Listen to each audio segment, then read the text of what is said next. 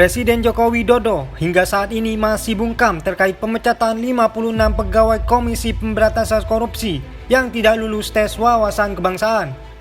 Ia juga belum mengubris sejumlah temuan dan rekomendasi lembaga negara Komnas HAM dan Ombudsman RI terkait nasib Novel Baswedan CS itu. Alih-alih bersifat layaknya pemimpin eksekutif, Jokowi malah memilih untuk banyak belusukan dan melakukan kegiatan-kegiatan seremonial di sejumlah daerah. Itu semua terjadi hampir di sepanjang hari jelang pemberhentian pada 30 September. Sejumlah agenda Jokowi dalam sepekan terakhir misalnya melakukan kunjungan kerja ke Cilacap, Jawa Tengah pada Kamis 23 September. Ia menanam bakau, meninjau vaksinasi COVID-19 untuk pelajar, hingga melepas tuki dalam rangkaian kegiatannya hari itu. Keesokan harinya, Jokowi kembali menghadiri vaksinasi COVID-19, relawan projo dan pelantikan DPN Partai Keadilan dan Persatuan PKP secara virtual. Pekan berikutnya, Jokowi kembali menanam bakau di Bengkalis, Riau dan Batam, Kepulauan Riau pada Selasa 28 September. Sementara pada hari Senin 27 September dan Rabu 29 September, Jokowi melakukan rapat terbatas. Pengamat komunikasi politik Jamiluddin menilai bahwa upaya Jokowi ogah menanggapi isu-isu nasional terkini yang berpolemik memang sudah terjadi sejak awal kepemimpinannya. Padahal isu terkait nasib pegawai KPK ini sangat penting untuk disikapi oleh Jokowi. Kata Jamiluddin, Jokowi ini lebih kalau bahasa seperti melampiaskan hobinya dengan belusukan-belusukan yang menurutnya itu tidak porsi seorang presiden. Ia menyebut seorang presiden seharusnya dapat turun tangan untuk menyelesaikan permasalahan-permasalahan substansial seperti kisru di KPK ini, bukan malah memprioritaskan belusukan di tengah isu penting yang butuh campuran tangan langsung pemimpin negara seperti pemecatan pegawai KPK. Masalah pemecatan pegawai KPK, kata dia, tidak akan berlarut jika Jokowi cepat bersikap. Kata Jamil, agak disayangkan kalau Presiden Jokowi ini lebih banyak pada kegiatan-kegiatan seremonial. Presiden harus cekatan mengambil keputusan segera, sehingga masalah di KPK itu cepat diselesaikan. Pemerintah menilai bahwa masalah di Komisi Anti Rasu itu sebenarnya sudah selesai dan tidak perlu menjadi polemik. Jokowi beberapa kali menyatakan agar tidak semua masalah di negeri ini, termasuk pemecatan pegawai KPK, diseret kepada dirinya. Menteri Koordinator Bidang Politik, Hukum dan Keamanan, Mahfud MD, meminta agar polemik pemecatan pegawai KPK segera diakhiri. Hal itu disampaikan dirinya usai Kapolri Jenderal Listio Sigit Prabowo mengusulkan agar pegawai KPK tidak lulus TWK direkrut menjadi ASN Polri. Proses itu pun sebelumnya diklaim Listio telah melakukan surat menyurat kepada Presiden beberapa waktu terakhir dan telah disetujui. Kontroversi tentang 56 pegawai KPK yang terkait TWK bisa diakhiri. Mari kita melangkah ke depan dengan semangat kebersamaan, kata Mahfud. Sikap itu menurut Jamil membuat Jokowi seolah terlihat menghindar dari permasalahan negara yang genting dan malah menyerahkannya kepada para menterinya. Presiden itu kan memiliki kekuasaan tertinggi, jadi kebijakan presiden itu memang sangat diperlukan dan konteks pelaksanaan pembangunan di Indonesia. Apakah itu pembangunan hukum, politik, sosial, ekonomi, dan sebagainya.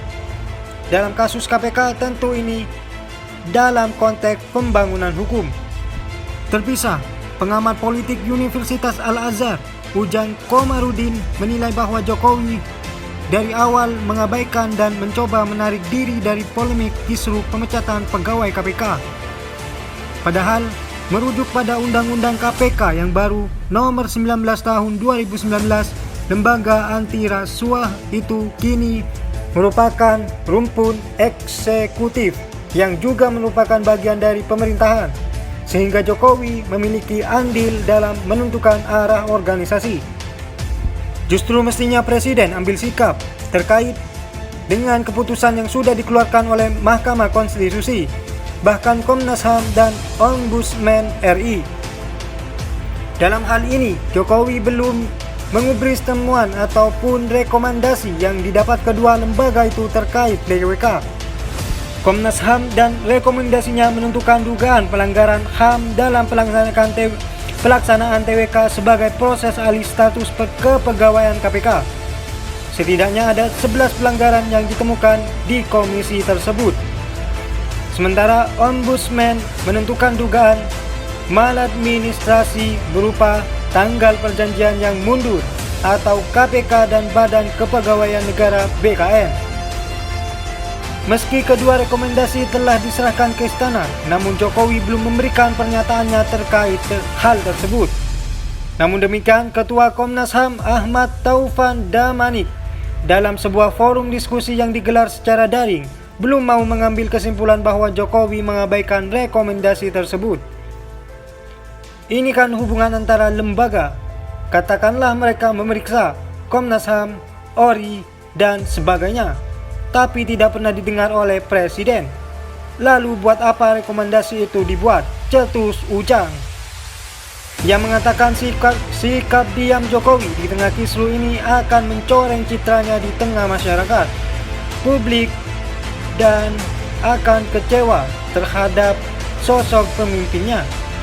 Oleh sebab itu, ia pun perlu melakukan serangkaian upaya tandingan untuk membuat seolah-olah dirinya tak mengabaikan isu-isu nasional seperti TWK KPK tersebut.